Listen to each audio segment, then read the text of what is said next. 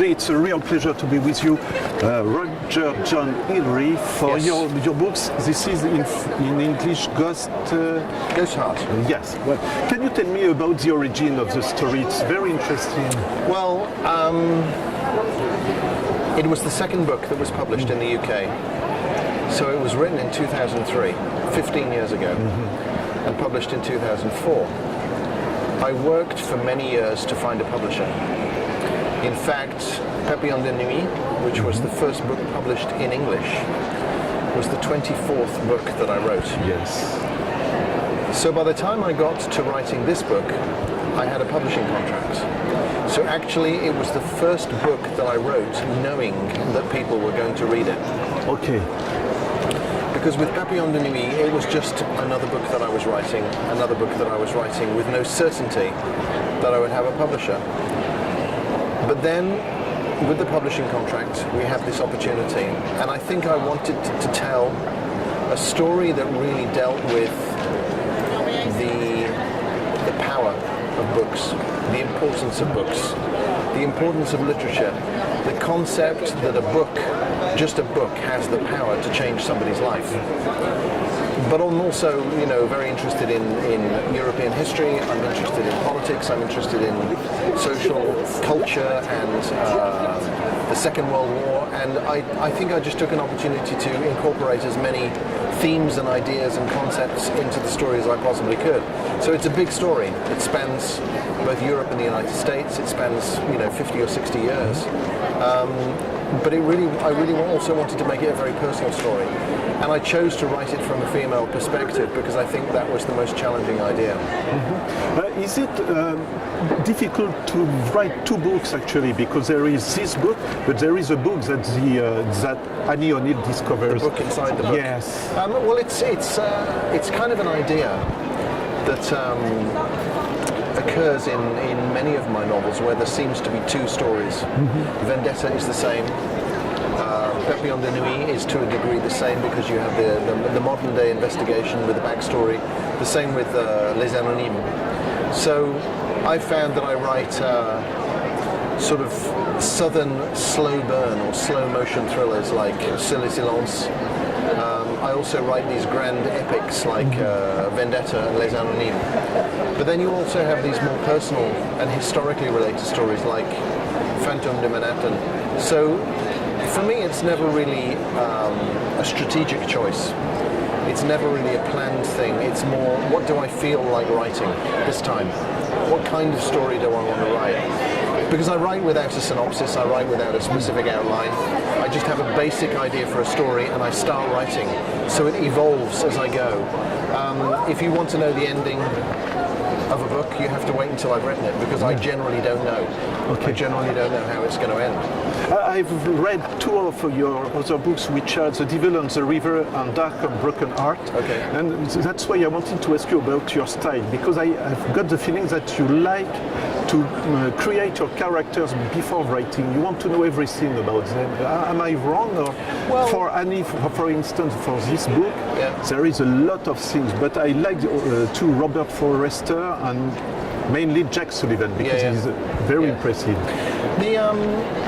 I discover them as I write them. Really? Yeah. I mean, I have a concept of the kind of character that I want to create. I mean, when I begin a book, I begin very simply with three ideas. One, what is the book going to be about? In the case of this, Fantôme de Manhattan, it's how is it possible for a book to change a life? That's the story. With Vendetta, can I write a story about the worst human being I can think of, but by the end of the book you like him, and you don't know why? For Sur les Silences, it was, can we take a child and create some traumatic events in his life, early life, that are so important and significant that he will dedicate the rest of his life to finding the truth? It's a very simple idea. The second thing I choose is where and when will this take place? What time period and what location? Because they're very important. You write a book like Sur les Silences in the 1930s in Georgia, and then subsequently I wrote Les Anonymes, which is set in 2006 in Washington. And they're two totally different stories. Different style, different language, different dialogue. The third thing I choose, and this is the most important thing for me, is what emotional effect am I trying to create on the reader? If you read Sur le silence or Fantôme de Manhattan or Vendetta, and then 6 months later you see the book in somebody else's hands or in a bookshop, what is the emotion that you will be reminded of? That's the thing I'm trying to isolate and identify. That for me determines what I include in the book and what I leave out. Because I think, is this going to contribute to this emotional effect that I want to create? With Fantôme de Manhattan, is it going to contribute to the degree of loneliness she feels? It's a story of a girl who's alone in Manhattan, one of the most crowded cities in the world, and yet she's desperately alone, you know? Is it going to contribute to that sentiment, or is it not? So for me, that's the most important thing, and it acts as sort of a compass direction. We're going to go in this direction with this book. Now, if a reader experiences that emotion, that's fine. If they experience a different emotion, that's fine. At least while I'm writing it, I have a clear idea of what I'm trying to do. And that's the most important thing, because for me, I want readers to feel as though these are real people. These people really could have lived. The story that I'm telling them really could have happened. I want to engage readers with the characters to such a degree that when you finish the book, you feel like you're leaving friends behind. And you want to know what happens to their lives, you know. I was, interestingly enough, in Manhattan doing a release for Les Anges de New York, and I talked about the book. The central character is a cop called Frank Parrish, a very troubled individual, a very distressed and traumatic life. And I was signing books, and this lady came to see me, and she didn't have a book. And I said, how can I help you? And she said, I've just come to ask you a question. And I said, please, you know. She said, I need to know if Frank is okay. And that, for me, as a writer, is perhaps the best compliment that you could ever receive, because she emotionally connected with this person to the point where she felt the need to come and ask me, what happened? Is he okay? What happened with his life, you know? That's the thing. When I read your books, I've got one feeling. I think there is a sense of destiny for each of your characters. Would you agree with that? Yes, absolutely. Yes? Absolutely.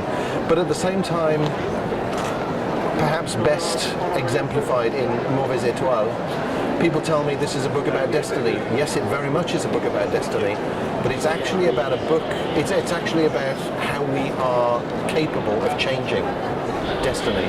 It's like destiny exists, but it's not fixed. It can change. And you come from your past too, I guess. There is, you lived something which will decide of your destiny too. Yes, absolutely, absolutely. I mean, you can look at your life and ask yourself, am I content? Am I happy? Absolutely. Am I unhappy? If you're happy, then everything in your life must have contributed to that, directly or indirectly. So there is no purpose in having regrets. There's nothing to be sorry about, nothing to be sad about. If you're doing what you want with your life, then everything that's happened to you, whether it was good or bad, has contributed to that significantly, you know? Absolutely. Do you need to go to the places you describe? I mean Manhattan, Washington, or once again, I loved your book, The Devil on the River. I'm sorry, but this one, I really like everything of it. So do you need to go to those places, these places? I didn't originally go. I have since traveled far more extensively in the United States, New York, Washington, into the South. I've just spent a month in Florida through August, working and visiting with friends. So it's an interesting place to visit. It's an interesting place to look at from an objective point of view. It's not somewhere I would wish to live. But America is like 50 countries, 50 separate states, and you could spend 2 weeks in New England and 2 weeks in Texas, and the difference in culture and the difference in attitude is as dissimilar and different as France and the United Kingdom, or Scotland and Spain, you know. They are very, very different areas of the country. I think America perhaps represents both the best and the worst of humanity. I think it's surreal. It's like a cartoon. Yes. And Dostoevsky said, spend a day in a city and you can write a novel. Spend a month and you write a chapter. Spend a year and you will write a page. It's almost like the longer you stay somewhere, the less you will see. So sometimes it's better to just go somewhere for a day or 2 or 3 and absorb the atmosphere. Take your photographs in your mind of what you see and what you think and what you feel, and come away and then write a book from that point of view. So I'm more interested in being an outsider, a stranger, and taking a snapshot of this environment and writing it from that perspective, as opposed to trying to write something as a native would write it. It's not a guidebook, it's a novel, it's a work of fiction. So I fictionalize my perception of the city, and it works. It works for me, and it seems to work for readers, including Americans. Yeah. When we talk about New York, when I was younger, the thing, I love movies, so it was French Connection, Yep. Serpico. Code, Serpico. Yeah. Did this movie influence you absolutely, too? Or absolutely. Well, for as your a child, characters or for the city, when you describe the city? As a child, I was orphaned early, and I spent much of my childhood away in boarding schools and in an orphanage. But my legal guardian was my grandmother, my maternal grandmother. And in the few weeks of the year that I would see her, she didn't really know what to do with me. So she would say, you can watch television, but you can only watch things that were made before the year of your birth. So I was introduced to the golden age of Hollywood noir. Absolutely. Cagney and Bogart and Bacall and Cary Grant and Audrey Hepburn and Veronica Lake and Lauren Bacall and James Stewart and Edward G. Robinson. These were the heroes, you know. Hitchcock, the works of Hitchcock. And then with the birth of the neo-realist film scene of the 1970s with Friedkin and with Coppola and with Sidney Lumet and Pollock, with The Conversation and Clute and The French Connection, as you say, All the President's Men. I think those two genres of film were very, very, very influential. Interestingly enough, I also watched a lot of French film, Delon and Jean-Louis Trintignant and Jean-Paul Belmondo, and was a huge fan of that oeuvre of French filmmaking. Far more so than Italian filmmaking. There was something very romantic and sexy about French films of the 1960s, Catherine Deneuve and so and so. So I think my storytelling style and my interest in storytelling are far more influenced by cinematography and filmmaking than by literature. I am influenced by literature, of course, but I think cinematically. I think in images. I think in dialogue. And when it comes to writing a story, I'm thinking about scenes, visual. I'm thinking about generating emotions with visual effect and visual impact and with dialogue, rather than a more literary style, you know? That's what's interesting in your book. When you open the book, you talk about the wind in the streets, things like that. Yeah. And we are in New York. Yeah. Do you consider, for me, it's a character? Oh, absolutely. Vendetta is perhaps the best example of that, because Vendetta is a 50-year epic of an individual from Cuba who actually ends up in Miami and becomes a hitman for the mafia. And it details 50 years of his life. And it begins in Havana, and it goes to Miami, it is in Los Angeles, New York, Chicago, and there's 10 cities in the book. And I wanted to make each of the 10 cities a very specific and individual character. When he's in Miami, you feel the heat, you feel the humidity, you feel that sense of being in that particular location on the coast. And then in Chicago, it's entirely different. It's cold and it's windy, and you feel that. So for me, very much so, the location is as important as the characters themselves, and has the capability of becoming a character, absolutely. You know. Do you consider this book as a thriller or something else? Because it's not a thriller. No, I don't think really that any of them are thrillers. There was a journalist from Voix du Nord who said that they are slow motion thrillers. And I think they're more drama humain, psychological dramas. They're character driven. We are often asked as writers, how do you create tension? How do you make the reader feel that they have to turn the page? And a lot of writers will say, well, you have to create a sense of urgency about the story. You have to make people feel that they want to find out what happens next. I think that's part of the story. I think the real trick, and it's not a trick, it's part of storytelling, is you create characters that a reader can believe in so much that they don't just want to find out what happens next, they want to find out what happens next to whoever. the character is that they most identify with in the book, whether it be Forrester, whether it be David Quinn, whether it be Annie O'Neill, whether it be Jack Sullivan. Sorry. It's okay, it's okay. Very last question. Did you have the idea of the final twist? No. No, it's great because No. it leaves you with a smile, frankly. No, I mean, for me, there always has to be a moment of redemption. There has to be a light somewhere. Sur le silence, the final success of the character in Vendetta, the reunion of the cop with his wife and his child, there always has to be a moment of light at the end, otherwise it would be too bleak and too dark.